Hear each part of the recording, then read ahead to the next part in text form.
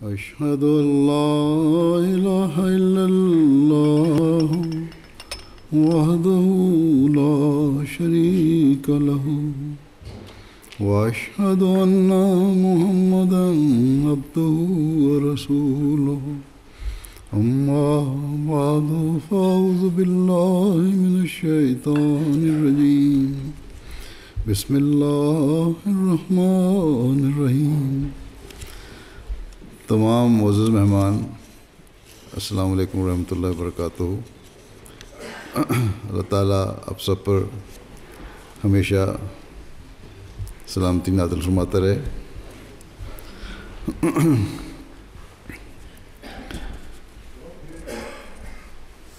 جیسا کہ ایک معزز مقرر نے بھی ذکر کیا، جو تلاوت کی گئی تھی اس میں ہمیں یہی حکم دیا گیا ہے کہ نمازوں کے ساتھ ساتھ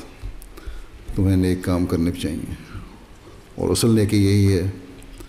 کہ خدمت خلق کے کام بھی کرو، غریبوں کا خیال رکھو، یتیموں کا خیال رکھو، اور اس قسم کے دوسرے سب کام کرو۔ بس جب ایک مسجد ہم تعمیر کرتے ہیں تو اس امید پر اور اس توقع پر اور اس سوچ کے ساتھ کہ ہم نے اس تعلیم پر عمل کرنا ہے۔ جہاں ہم نے مسجد کو عبادت کے لیے آباد کرنا ہے، وہاں ہم نے خدمت خلق کے کام بھی کرنے ہیں۔ بس یہ ایک بنیادی چیز ہے جسے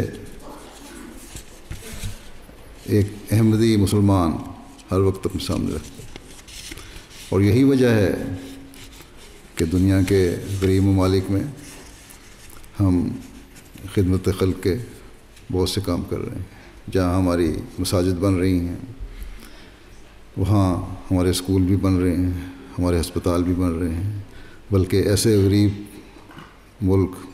اور ان کے ریموٹ ایریاز میں جہاں بجلی اور پانی نہیں ہے، وہاں ماڈل ولیج بنا کے ہم بجلی اور پانی ان علاقوں کو مہیا کر رہے ہیں جن کو پہلے تصور بھی نہیں تھا۔ میں ہمیشہ مثال دیا کرتا ہوں، ان ترقی یافتہ ملکوں میں ہمیں پانی کی قدر نہیں، باوجود اس کے کہ ہوٹلوں میں بھی اور باقی جگہوں پہ لکھا جاتا ہے کہ پانی کی بچت کرو، پانی کا کم استعمال کرو، پانی کا صحیح استعمال کرو۔ لیکن پانی کا احساس اس وقت ہوتا ہے جب ہم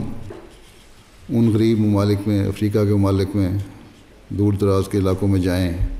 جہاں گاؤں کے بچے بجائے تعلیم حاصل کرنے کے، بجائے اسکول جانے کے، اپنی غربت کی وجہ سے اس تعلیم سے بھی محروم ہیں، اور نہ صرف تعلیم سے محروم ہیں بلکہ ایک بالٹی سر پہ اٹھا کے، ایک برتن سر پہ اٹھا کے، ایک دو تین کلومیٹر دور جا کے جو گندے پونڈ ہیں، پانی کے تالاب ہیں، وہاں سے پانی لے کے آتے ہیں، اور پھر وہ گھر والے اس پانی کو کھانے کے لیے بھی استعمال کرتے ہیں، پینے کے لیے بھی استعمال کرتے ہیں۔ ان جگہوں پر جب آپ صاف پینے کا پانی مہیا کریں، ہینڈ پمپ لگائیں یا واٹر پمپ لگائیں، اس وقت جو ان لوگوں کی حالت ہوتی ہے وہ دیکھنے والی ہوتی ہے۔ ان کی خوشی کی وہ انتہا نہیں رہتی۔ یہاں مغرب میں، یورپ میں، ہندوستان میں بھی ہے، لاٹری نکلتی ہے لوگوں کی، کسی کی کئی ملین ڈالرز کی یا پاؤنڈ کی یا یورو کی لاٹری نکلے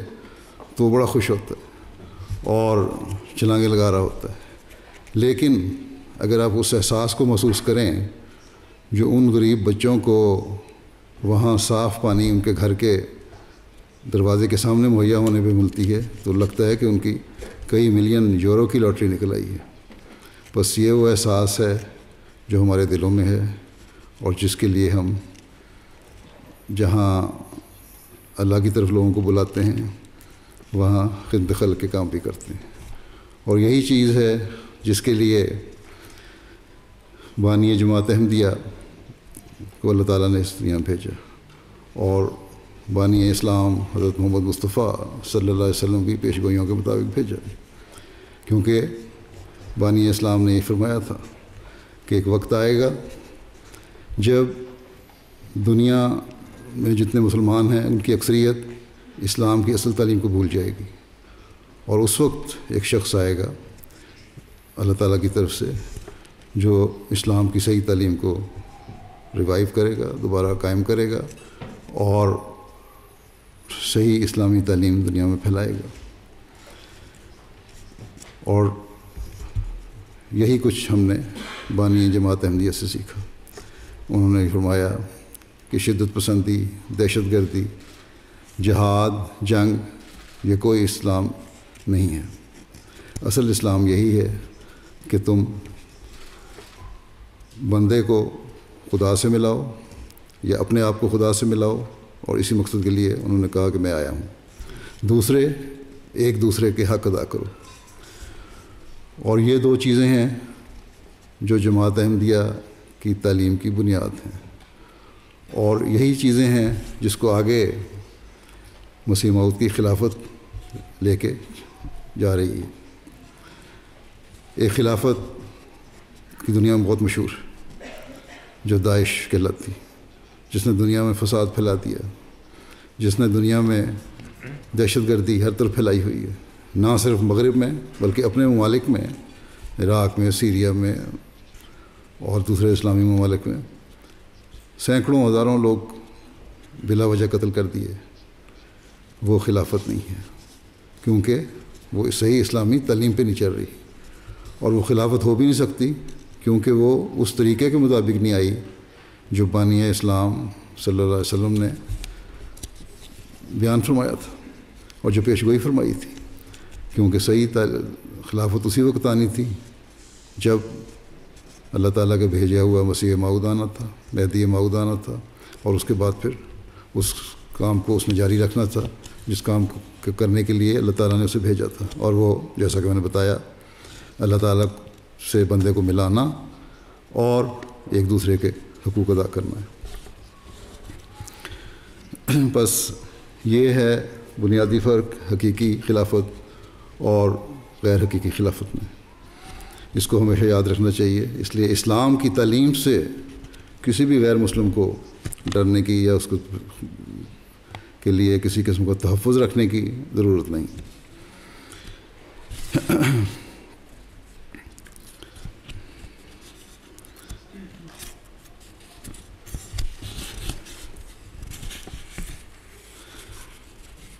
جہاں میئر صاحب نے ذکر کیا اس علاقے کے کہ ہم نے ایک درخت لگایا مسجد میں، جہاں درخت ظاہری طور پر خوبصورتی اور حسن کے لیے لگائے جاتے ہیں پودے، جہاں پھلدار درخت پھل حاصل کرنے کے لیے لگائے جاتے ہیں، جہاں درخت اور سبزہ ماحول کو صاف کرنے کے لیے لگایا جاتا ہے۔ آج کل کلائمیٹ چینج کا بھی بڑا زور ہے، پولیوشن کا بڑا زور ہے، کہا جاتا ہے اس کے بارے میں، تو پلانٹیشن اس لیے کی جاتی ہے، لیکن ہمارے درخت ان زائد درختوں کے ساتھ محبت کے درخت بھی ہیں۔ ہم وہ درخت لگانا چاہتے ہیں جو ظاہری طور پر جہاں ماحول کو پہ خوبصورتی ظاہر کریں، ماحول کو صاف کریں، پھلدار ہوں تو پھل دیں، وہاں محبت کے پھل بھی ان کو لگنے والے ہوں، اور ہمسائے ہمارے سے زیادہ پیار اور محبت اور اپنے حقوق کو حاصل کرنے کے پیغامات لینے والے ہوں۔ بس درخت کی ایک ظاہری حیثیت ہے، اور ان ظاہری حیثیت کے ساتھ اس درخت کی ایک روحانی حیثیت بھی ہوتی ہے جو ہم اپنے ذہن میں رکھتے ہیں، اور ہر احمدی کو یہ اپنے ذہن میں رکھنا چاہیے۔ ہماری ایم پی محترمہ مسز گلہ سے نے بھی بات کی، اگر میں صحیح نام لے رہا ہوں، ان کے جذبات کا بھی شکریہ۔ انہوں نے کہا کہ افہام و تفہیم سے یہاں لوگ رہتے ہیں، جماعت احمدیہ بھی رہتی ہے، اور انشاءاللہ تعالیٰ اس مسجد کے بننے کے بعد یہ افہام و تفہیم کے جو واقعات ہیں،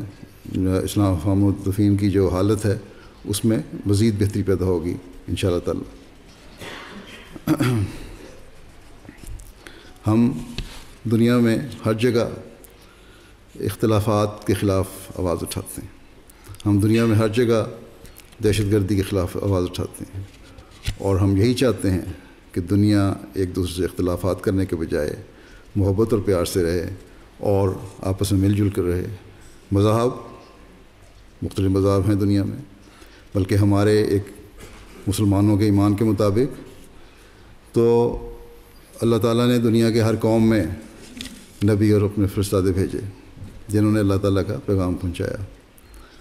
اور ہر قوم میں آنے والا نبی اور ہر قوم میں اللہ تعالیٰ سے صرف بھیجا ہوا اس کا فرستادہ یہ پیغام لے کر آیا کہ تم خدا تعالیٰ کی عبادت کرو اور نیکیوں کو پھیلاؤ، اور یہی وہ تعلیم ہے جو اسلام کی تعلیم ہے، اور ہمارے خیال کے مطابق اس میں مزید وسعت پیدا کر کے قرآن کریم میں بڑی تفصیل سے اس تعلیم کو بیان کیا گیا ہے۔ لوگ سمجھتے ہیں کہ قرآن کریم میں جہاد کے متعلق کہا گیا، دہشت گردی کے متعلق کہا گیا، اس لیے مسلمان دہشت گرد ہیں، حالانکہ قرآن کریم میں امن اور پیار اور محبت کی تعلیم جو ہے وہ انتہائی زیادہ ہے، اور اگر کہیں جہاد کی تعلیم ہے تو جہاد بعض شرائط کے ساتھ ہے، اور وہ جہاد اصل میں تو ایک یہ چیز سمجھنے والی ہے کہ جہاد کا اصل مقصد مطلب معنی کوشش ہے، اور برائی کے خلاف برائی کو ختم کرنے کے لیے کوشش ہے، اور یہی حقیقی جہاد ہے جو ہم جماعت احمدیہ کر رہے ہیں۔ ایک زمانہ تھا جب مسلمانوں پر حملے کیے جاتے تھے، ہم اس بات پہ یقین رکھتے ہیں کہ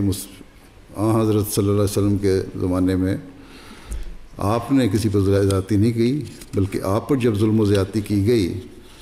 تو تب آپ کو اللہ تعالیٰ کی طرف سے اس کو ریٹیلیٹ کرنے کا، اس کو جواب دینے کا حکم ملا، اجازت ملی، اور وہ بھی اس شرط کے ساتھ قرآن کریم میں یہ بھی لکھا ہوا ہے کہ جو ظالم لوگ ہیں یہ مذہب کو ختم کرنا چاہتے ہیں، اور صرف اسلام کو نہیں، اور اگر تم نے ان کے ہاتھ نہ روکے، قرآن کریم میں بڑا واضح لکھا ہوا ہے کہ اگر ان کے ہاتھ نہ روکے تو پھر نہ کوئی چرچ باقی رہے گا، نہ کوئی سیناگوگ باقی رہے گا، نہ کوئی ٹیمپل باقی رہے گا، نہ کوئی مسجد باقی رہے گی جہاں اللہ تعالیٰ کا نام لیا جاتا ہے۔ تو اس تفصیل سے قرآن کریم میں بیان ہوا ہے۔ بس یہ ہو ہی نہیں سکتا کہ ایک حقیقی مسلمان مسجد میں جانے والا کبھی کسی دوسرے مذہب کے خلاف کوئی حرکت کرنے والا ہو۔ ہاں، جب حملے ہوئے تو اس وقت جواب دیے گئے اور جنگیں لڑی گئیں۔ اسی لیے ایک موقع پر حضرت صلی اللہ علیہ وسلم نے ایک جنگ سے واپس آتے ہوئے فرمایا کہ ہم چھوٹے جہاد سے جو ہم پر مجبوراً ٹھوسا گیا تھا، بڑے جہاد کی طرف آ رہے ہیں جہاں ہم پیار اور محبت کی تعلیم پھیلائیں اور قرآن کریم کی تعلیم پھیلائیں اور آپس میں پیار اور محبت سے رہیں۔ بس یہ ہے وہ حقیقی اسلام جس پر جماعت احمدیہ عمل کرتی ہے، اور یہ ہے وہ حقیقی اسلام جس کو ہر مسلمان کو اس زمانے میں ماننے کی ضرورت ہے، اور مسلمانوں کو بانی اسلام حضرت محمد مصطفیٰ صلی اللہ علیہ وسلم کا یہ پیغام بھی تھا کہ جب وہ شخص آئے گا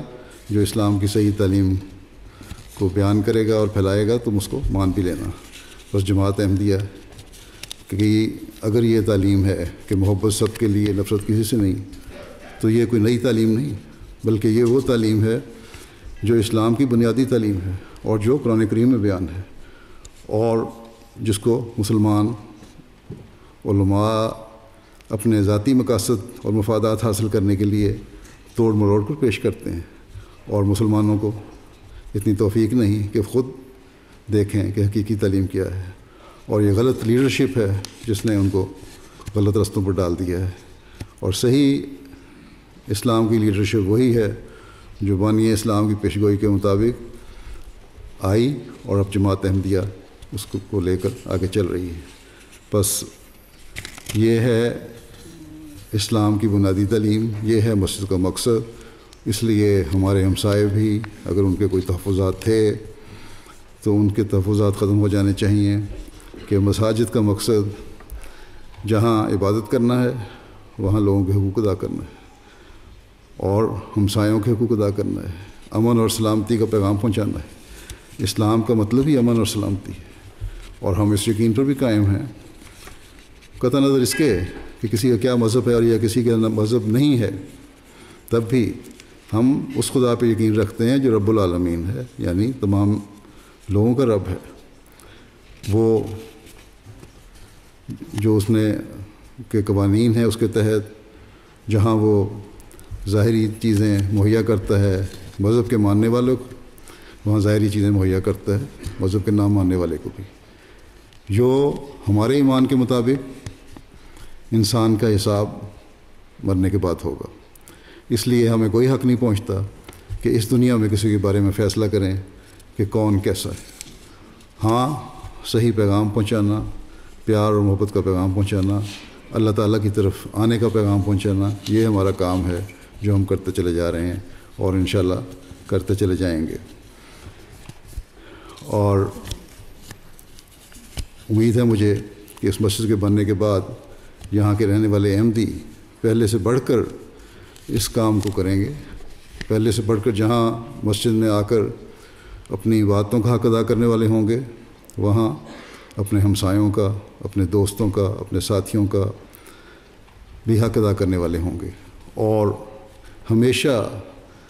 پہلے سے بڑھ کر پیار اور محبت کے پیغامات اب سب کو ان کی طرف سے ملیں گے، اور میں امید کرتا ہوں کہ ویسے ہی کریں۔ اللہ کرے کہ ایسا کریں۔ شکریہ۔